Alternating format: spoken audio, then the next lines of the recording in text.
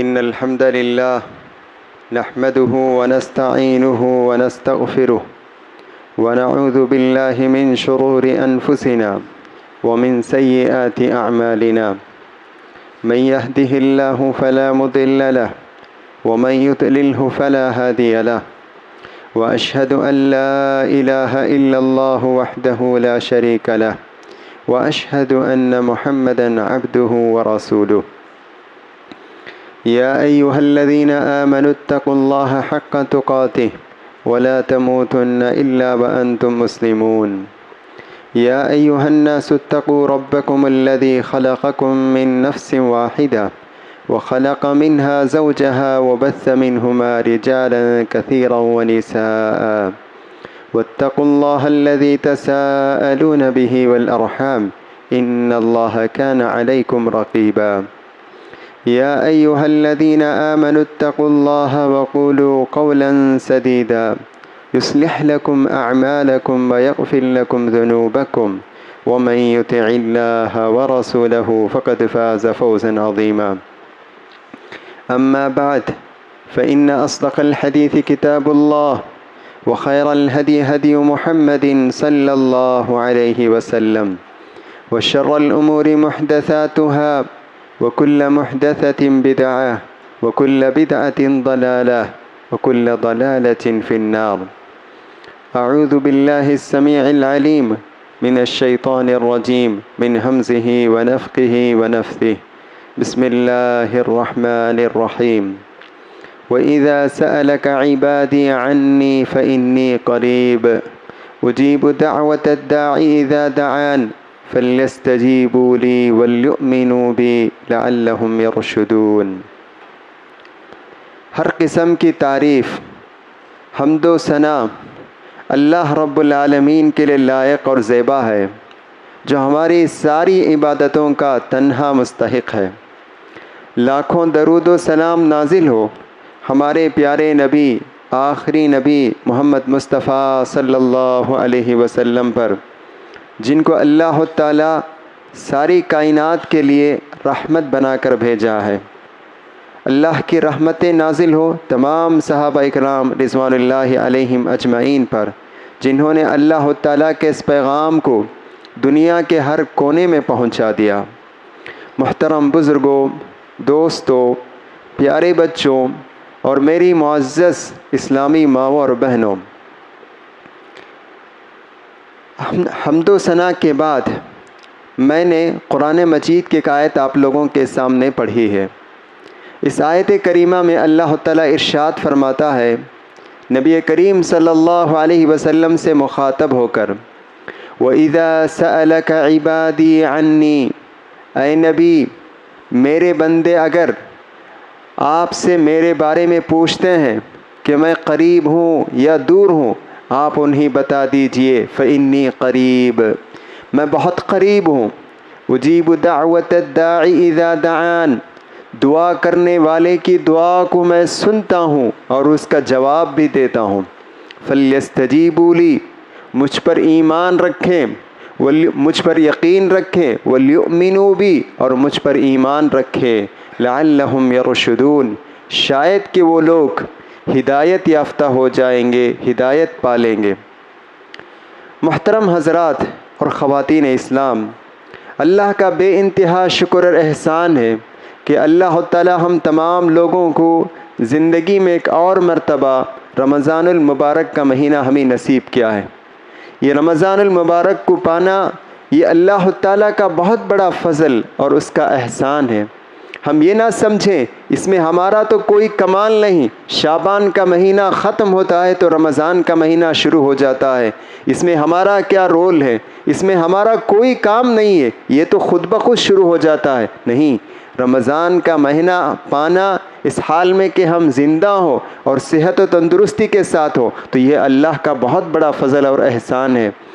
صحابہ اکرام رضوان اللہ علیہم اجمعین، جن کے بارے میں اللہ قرآن میں کہتا ہے کہ یہ وہ لوگ ہیں جن سے اللہ راضی ہو چکا ہے اور وہ اللہ سے راضی ہو چکے ہیں۔ رضی اللہ عنہم ورضوا عنہ، کتنی بڑی شہادت کہ اللہ کہتا ہے کہ میں ان سے راضی ہو چکا ہوں۔ ایسے صحابہ 6 مہینے سے پہلے، رمضان سے 6 مہینے سے پہلے اللہ سے دعا کرتے تھے کہ اللہ تو ہمیں رمضان کا مہینہ نصیب فرما۔ سبحان اللہ۔ اس سے ہم اندازہ لگا سکتے ہیں کہ اگر ہم سب لوگ اس ماہ مبارک کو ہم پائے ہیں اور اس میں ہم صحت و تندرستی کے ساتھ ہم اللہ کی عبادت کر رہے ہیں تو یہ بہت بڑی سعادت اور خوش نصیبی ہے۔ اس پر ہمیں اللہ کا شکر ادا کرنا چاہیے۔ محترم حضرات، میں نے سورہ بقرہ کی آیت پڑھی ہے۔ اس آیت کا ترجمہ میں نے آپ کو بتا دیا۔ اس آیت میں اللہ تعالیٰ نبی کریم صلی اللہ علیہ وسلم سے مخاطب ہو کر کہتا ہے کہ آپ اپنے بندوں کو بتا دیجئے کہ بندے جو بھی دعا کرتے ہیں اللہ تعالیٰ اس دعا کو سنتا ہے اور جواب بھی دیتا ہے، یعنی دعاؤں کو قبول بھی کرتا ہے۔ تو اس لیے بندوں کو چاہیے کہ وہ اللہ پر یقین رکھیں کہ اللہ ہمارا مولا ہے، اللہ ہمارا پروردگار ہے، اللہ ہماری دعاؤں کو ضرور سننے والا ہے اور ہماری دعاؤں کو قبول کرنے والا ہے، اس پر یقین رکھیں۔ اس آیت پر جب ہم غور کرتے ہیں تو معلوم ہوتا ہے اس آیت سے پہلے بھی اللہ تعالیٰ روزے کے احکام ذکر کیا ہے، اور اس آیت کے بعد بھی اللہ تعالیٰ روزے کے احکام ذکر کیا ہے۔ دونوں آیت، آگے بھی اور پیچھے بھی روزے سے متعلق آیت، اور درمیان میں یہ آیت اللہ تعالیٰ نازل کیا ہے۔ کیوں نازل کیا ہے؟ روزے ہی کا ٹاپک چل رہا ہے، روزے ہی کا موضوع ہے، تو اللہ تعالیٰ ترتیب کے ساتھ روزے ہی کے احکام بیان کرتے ہوئے جانا چاہیے۔ لیکن اللہ نے پہلی آیت میں روزے کے احکام، دوسری آیت میں دعا سے متعلق آیت، اور پھر تیسری آیت میں پھر روزے سے متعلق آیت۔ اس کی وجہ کیا ہے؟ قرآن جب ہم پڑھتے ہیں تو غور کرنا چاہیے، آیت کا معنی سمجھنے کی کوشش کرنا چاہیے۔ کیوں اللہ نے اس طرح کہا ہے؟ کیوں اللہ نے یہ ذکر کیا ہے؟ غور کرنا چاہیے۔ پیارے نبی صلی اللہ علیہ وسلم جب قرآن پڑھتے تھے تو سمجھ کر پڑھا کرتے تھے، اور کبھی کبھار روتے تھے۔ قرآن مجید کی ایک آیت ہے، ان تعذبهم فانهم عبادك وان تغفر لهم فانك انت العزیز الحکیم۔ اس آیت میں اللہ تعالیٰ عیسیٰ علیہ السلام کے بارے میں کہتا ہے کہ قیامت کے دن میدان محشر ہوگا، تو اس وقت عیسیٰ علیہ السلام اللہ سے کہیں گے کہ اے اللہ یہ سب تیرے بندے ہیں، اگر تو انہیں عذاب دینا چاہتا ہے تو انہیں عذاب دے سکتا ہے، اگر تو معاف کرنا چاہتا ہے تو معاف کر سکتا ہے، تو غلبے والا ہے، تو حکمت والا ہے۔ رسول اللہ صلی اللہ علیہ وسلم نے یہ آیت پڑھی، پوری رات اس آیت پڑھتے رہے اور روتے رہے، پوری رات صرف اسی آیت کو پڑھتے رہے اور دہراتے رہے۔ سبحان اللہ۔ تو اس سے معلوم ہوتا ہے کہ ہم قرآن پڑھیں اور غور و فکر بھی کرنا چاہیے۔ تو بہرحال اللہ نے دونوں آیتوں کے بیچوں بیچ روزے دعا سے متعلق اللہ نے جو آیت نازل کی ہے اس کی کیا مناسبت ہے، اس کا کیا سبب ہے، جب ہم غور کرتے ہیں تو معلوم ہوتا ہے کہ جس طرح رمضان کا مہینہ روزے کا مہینہ ہے، تلاوت کا مہینہ ہے، ذکر کا مہینہ ہے، صدقہ اور خیرات کا مہینہ ہے، اسی طریقے سے رمضان دعاؤں کا بھی مہینہ ہے۔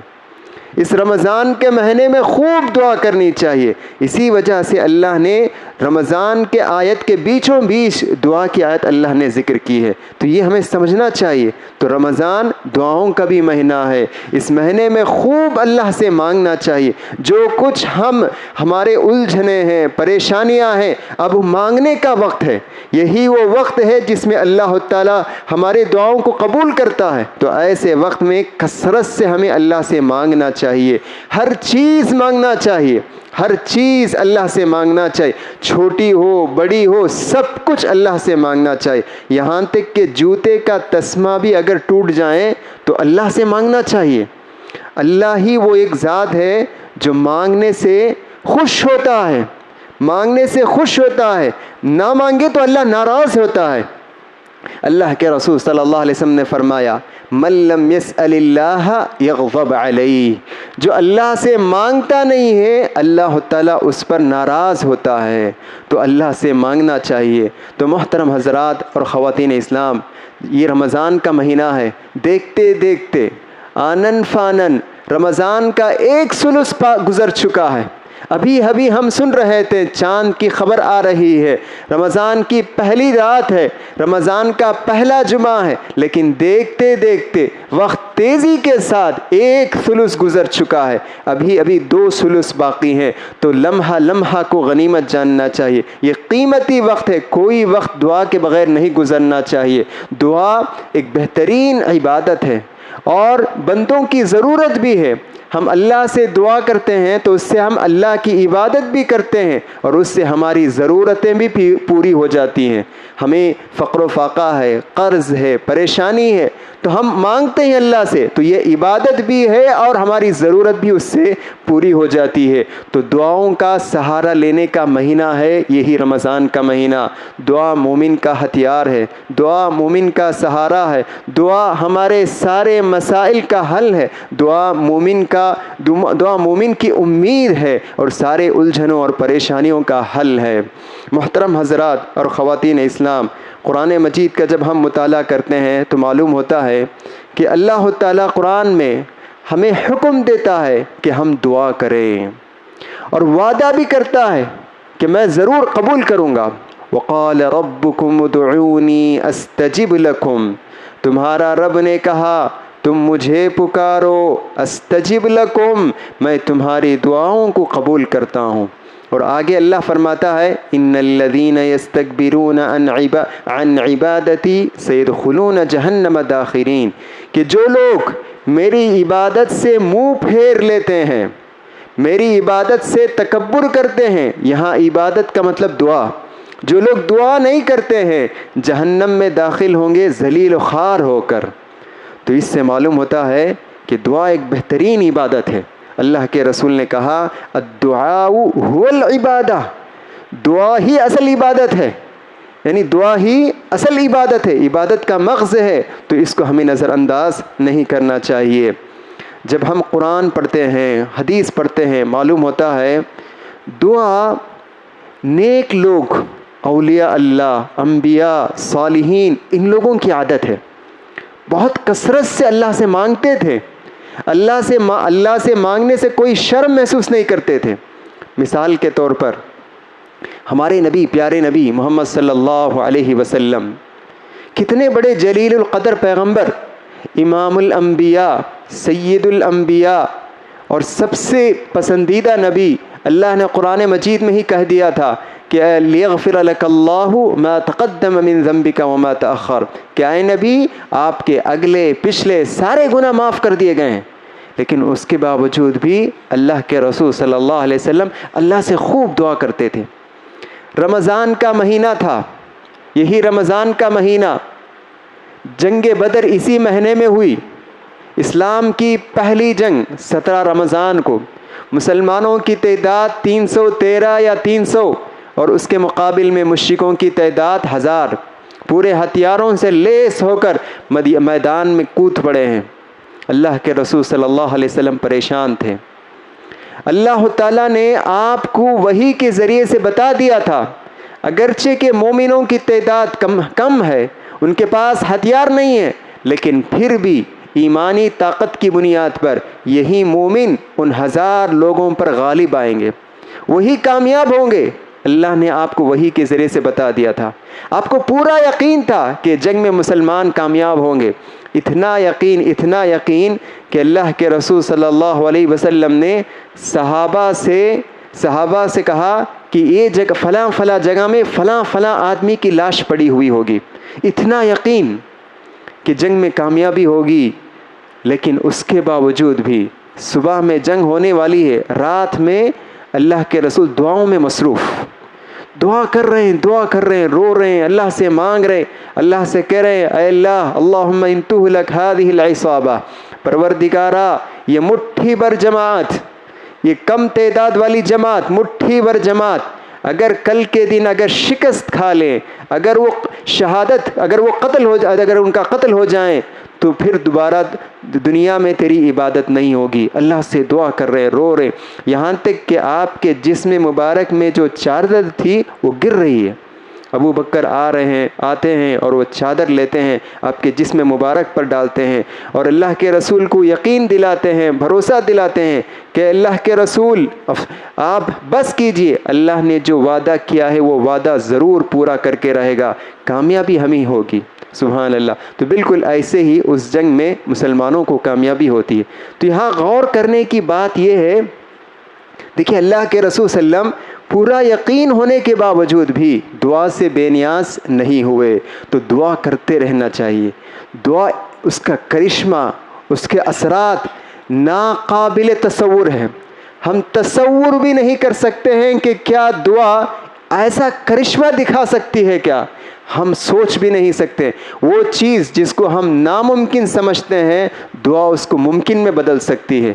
وہ چیز جس کو ہم خواب سمجھتے تھے، اس کو حقیقت میں بدل سکتی ہے یہی دعا۔ دیکھیے اللہ تعالیٰ قرآن مجید میں کئی مثالیں بیان کرتا ہے کہ دعا کیسے رنگ دکھاتی ہے۔ زکریا علیہ السلام ہم سب جانتے ہیں،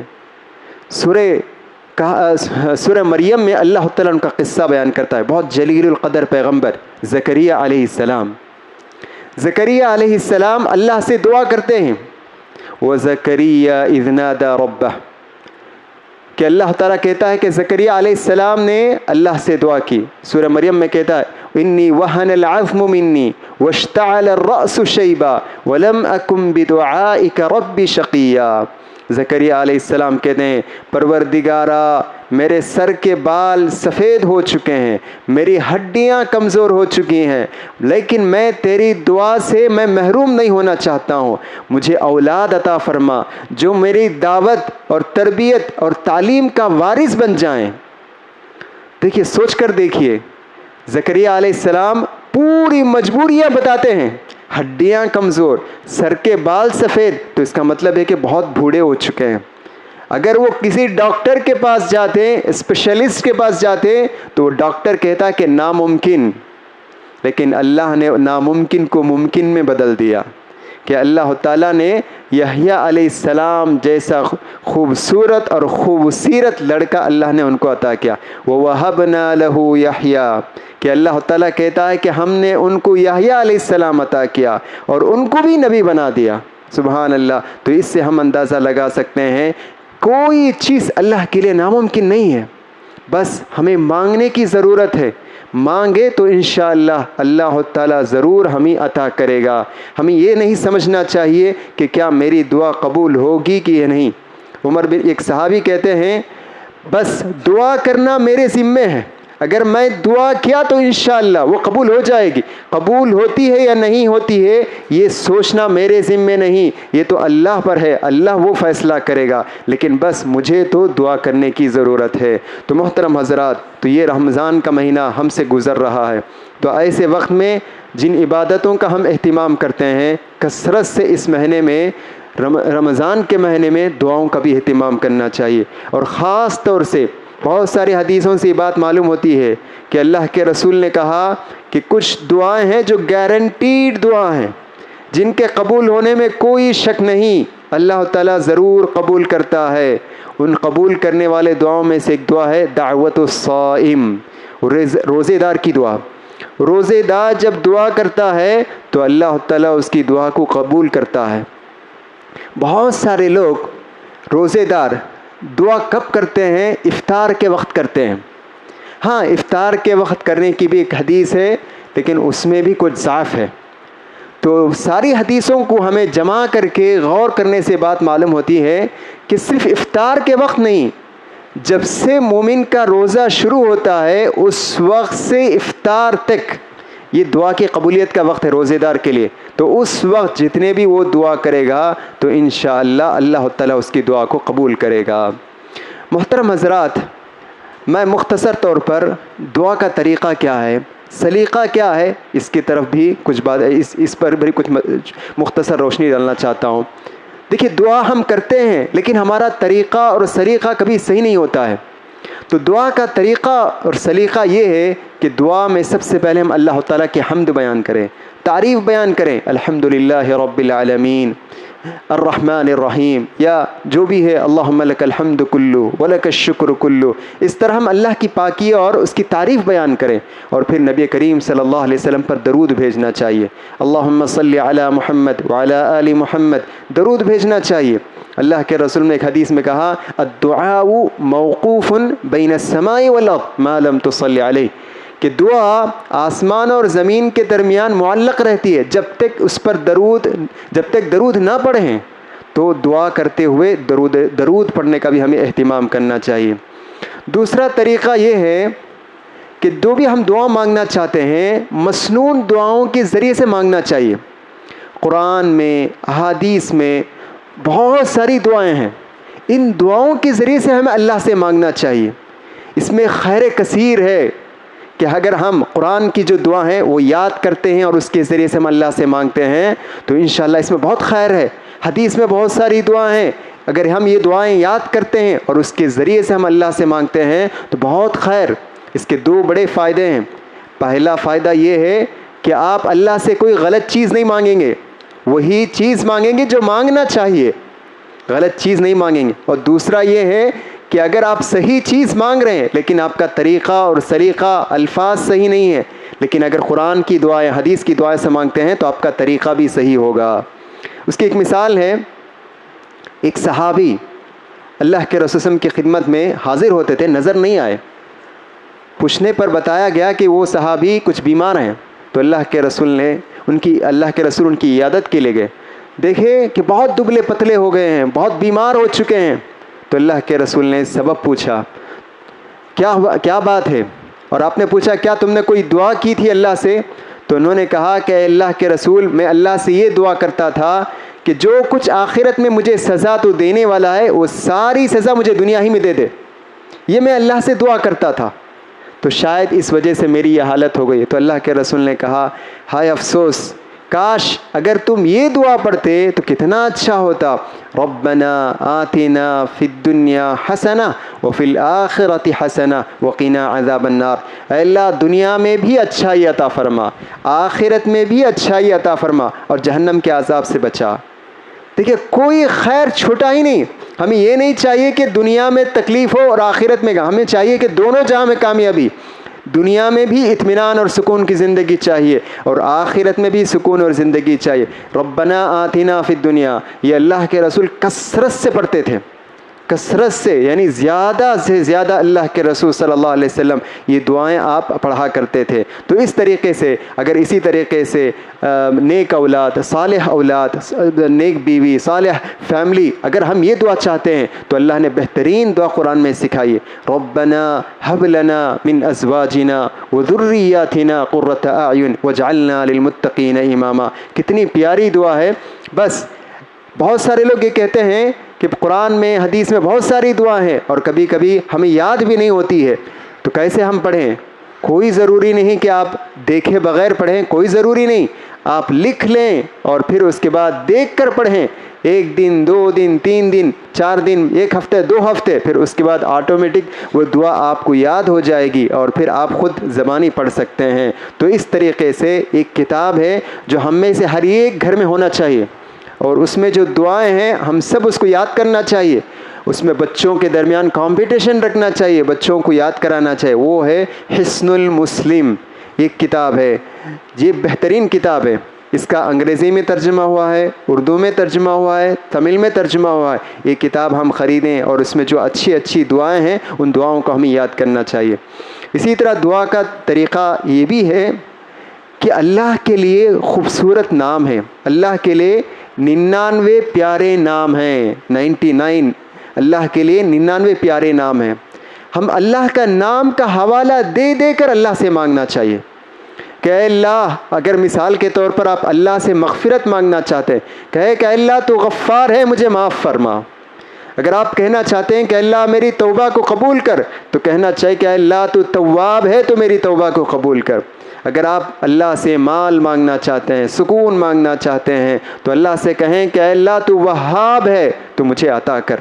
تو اس طریقے سے اللہ تعالیٰ کے ناموں کا حوالہ دے دے کر، خاص طور سے الحی القیوم، اس کے بارے میں کہا جاتا ہے کہ اللہ کے لیے 99 ناموں میں سے سب سے بڑا خوبصورت نام یہ حی القیوم ہے، ہمیشہ زندہ رہنے والا اور سب کو تھامنے والا۔ تو اس کا بھی حوالہ دے دے کر اللہ سے مانگنا چاہیے۔ ایک مرتبہ اللہ کے رسول صلی اللہ علیہ وسلم نے ایک آدمی کو دعا کرتے ہوئے سنا، وہ کہہ رہا تھا اللہم انی اسألک بانی اشہد انت اللہ لا الہ الا انت الاحد الصمد الذی لم یلد ولم یولد ولم یکن لہ کفوا احد۔ تو اللہ کے رسول نے کہا اس آدمی نے اللہ کا نام کا اس نام کا حوالہ دیا ہے، اگر اللہ سے اس کے بعد اگر وہ کوئی چیز مانگتا ہے تو عطا کرے گا، اور کسی چیز سے پناہ مانگتا ہے تو اللہ تعالیٰ اس کو پناہ بھی دے گا۔ تو اس سے معلوم ہوتا ہے کہ اللہ تعالیٰ کے نام کا حوالہ دے کر ہمیں مانگنا چاہیے، اور اسی طرح یقین کے ساتھ مانگنا چاہیے۔ ایسا نہیں کہ مانگتے ہیں لیکن ڈاؤٹ ہے، شک ہے کہ اللہ دے گا یا نہیں دے گا، یہ ڈاؤٹ ہے، اگر شک ہے تو نہیں۔ اللہ کے رسول نے فرمایا ادعوا اللہ وانتم موقنون بالاجابہ، اللہ سے مانگو، یقین کے ساتھ مانگو کہ اللہ مجھے ضرور دے گا۔ یقیناً جو لوگ اللہ سے یقین کے ساتھ مانگتے ہیں تو اللہ تعالیٰ انہیں ضرور عطا کرتا ہے۔ محترم حضرات، اسی طریقے سے ہماری دعاؤں میں کچھ چیزیں ہیں جو رکاوٹ بنتی ہیں، ان میں سے ایک چیز ہے حرام خوری۔ حرام خوری نہیں کرنا چاہیے۔ ہم جو کماتے ہیں پیسہ، ایک پیسہ بھی حرام خوری نہیں ہونا چاہیے، حلال کا پیسہ ہونا چاہیے۔ کہ اگر آپ حرام خوری، اگر حرام کمائی سے مال کماتے ہیں، خود اس میں کھاتے ہیں، پیتے ہیں، پلتے ہیں، بڑھتے ہیں، آپ کی دعا قبول نہیں ہوگی۔ اللہ کے رسول نے کہا ایک آدمی دور دراز سفر کر کے آتا ہے اور اللہ سے کہتا ہے یا رب یا رب، اے اللہ میری دعا کو قبول فرما۔ اللہ کے رسول کہتے ہیں کہاں سے اس کی دعا قبول ہوگی؟ مطعمہ حرام، ملبسہ حرام، مشربہ حرام، اس کا کھانا حرام کا، اس کا پینا حرام کا، انہیں جو لباس پہنا ہے وہ بھی حرام کا، کہاں سے اس کی دعا قبول ہوگی؟ تو اس لیے تجارت کرنے والے، نوکری کرنے والے اس بات کا خاص خیال رکھیں کہ حرام طریقے سے ہم تجارت نہ کریں، حرام کی کمائی نہ ہو، ورنہ ہماری دعا اللہ کے پاس قبول نہیں ہوگی۔ اسی طرح دعا کی قبولیت کے لیے اوقات بھی ہیں، ان اوقات کا ہمیں خاص خیال کرنا چاہیے۔ جیسے مثال کے طور پر تہجد کا وقت ہے، تہجد کا وقت سحری کے لیے ہم کسی بھی طرح اٹھتے ہی ہیں، تو سحری میں اٹھتے وقت کچھ دیر پہلے اٹھ جائیں، 2 رکعت جتنی اللہ تعالیٰ آپ کے مقدر میں لکھا ہے نماز پڑھیں اور اس میں دعا کریں، انشاءاللہ ضرور اللہ تعالیٰ قبول کرے گا، آپ کی الجھنوں اور پریشانیوں کو دور کرے گا۔ اسی طرح اذان اور اقامت کے درمیان، رمضان کا مہینہ ہے، جلد آنے کی کوشش کریں۔ اذان اور اقامت کے درمیان جو وقت ہے دعا کی قبولیت کا وقت، اللہ کے رسول نے کہا لا يرد الدعاء بین الاذان والاقامہ، اذان اور اقامت کے درمیان جو مبارک وقت ہے اس میں دعا رد نہیں کی جاتی ہے۔ اسی طرح جمعہ کا دن، آج جمعہ کا دن ہے، اللہ کے رسول نے کہا جمعہ کے دن میں ایک وقت ہے اس میں اللہ تعالیٰ دعا کو قبول کرتا ہے، جو بھی بندہ اس میں کھڑے ہو کر اللہ سے مانگتا ہے تو اللہ تعالیٰ اس کی دعا کو قبول کرتا ہے۔ لیکن جمعہ کے دن یہ وقت کون سا وقت ہے؟ کیا فجر کے بعد، عصر کے بعد، مغرب کے بعد یا ظہر کے بعد کون سا وقت ہے؟ اس کی تعیین، اس کی تحدید اللہ کے رسول نے حدیث میں نہیں کی ہے۔ وہ کون سا وقت اللہ کے رسول نے اس میں حدیث میں صراحت کے ساتھ حدیث میں ذکر نہیں کیا گیا ہے۔ تو علماء اور محدثین یہ سب اب ساری احادیثوں کو جمع کر کے یہ بات بتاتے ہیں کہ یہ وقت جو ہے عصر سے مغرب تک کے درمیان میں ہے، عصر سے مغرب کے درمیان میں ہے، اور خاص طور سے سورج غروب ہونے سے آدھا پونا گھنٹہ پہلے کا وقت ہے۔ تو یہ آج جمعہ کا دن بھی ہے، رمضان کا مہینہ بھی ہے، تو بہت ساری اس میں چیزیں جمع ہو چکی ہیں۔ تو ہمیں کوشش کریں کہ آج جمعہ کے دن سورج غروب ہونے سے ایک آدھا پونا گھنٹہ پہلے ہم مسجد تشریف لائیں یا اپنے گھر ہی میں دعاؤں کا اہتمام کرنا چاہیے۔ تو یہ بھی دعا کی قبولیت کا وقت ہے۔ اللہ تعالیٰ سے دعا ہے کہ اللہ تعالیٰ کہنے والوں کو بھی سننے والوں کو بھی اس ماہ مبارک میں زیادہ سے زیادہ دعاؤں کا اہتمام کرنے کے اللہ تعالیٰ ہم تمام لوگوں کو توفیق عطا فرمائیں، آمین۔ اقول قولی ھذا استغفر اللہ لی ولکم ولسائر المسلمین واستغفروہ فإنہ الغفور الرحیم۔